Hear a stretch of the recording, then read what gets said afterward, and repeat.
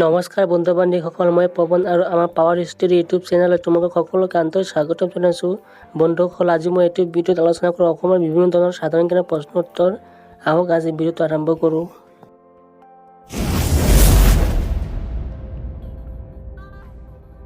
বন্ধুসকল, আজি সাধাৰণ জ্ঞানৰ 1 নম্বৰ প্ৰশ্ন হৈছে গুৱাহাটীৰ প্ৰথম চিনেমা হলটোৰ নাম কি?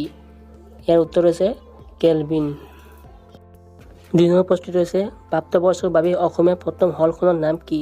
ইয়াৰ উত্তৰ হৈছে মৰীচিকা। 3 নম্বৰ প্ৰশ্ন হৈছে অসমৰ প্ৰথম ৰাজ্যপাল কোন আছিল? ইয়াৰ উত্তৰ হৈছে বিষ্ণুৰাম মেধি। 4 নম্বৰ প্ৰশ্নটো হৈছে অসমৰ আৰবী ভাষা মহাবিদ্যালয় ক'ত আছে? ইয়াৰ উত্তৰ হৈছে ৰঙিয়াত। 5 নম্বৰ প্ৰশ্নটো হৈছে অসমৰ প্ৰাকৃতিক গেছ প্ৰকল্প ক'ত আছে? ইয়াৰ উত্তৰ হৈছে নামৰূপ আৰু বঙাইগাঁও। 6 নম্বৰ প্ৰশ্নটো হৈছে অসমৰ চিমেণ্ট কাৰখানা ক'ত আছে? ইয়াৰ উত্তৰ হৈছে বোকাজানত। 7 নম্বৰ প্ৰশ্নটো হৈছে অসমৰ কাগজৰ কল ক'ত আছে? ইয়াৰ উত্তৰ হৈছে জাগিৰোড আৰু পাঁচগাম।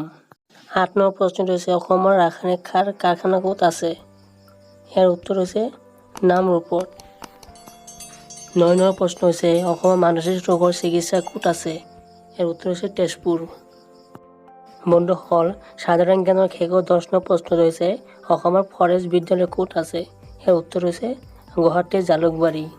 বন্ধু বান্ধৱীসকলে ভিডিঅ'টো চাই ভাল লাগিলে লাইক, কমেণ্ট, শ্বেয়াৰ আৰু ছাবস্ক্ৰাইব কৰি বেল আইকনটো প্ৰেছ কৰি দিয়ক। আজি ইমান আছিল, আকৌ হ'ব নতুন এক ভিডিঅ' লৈ।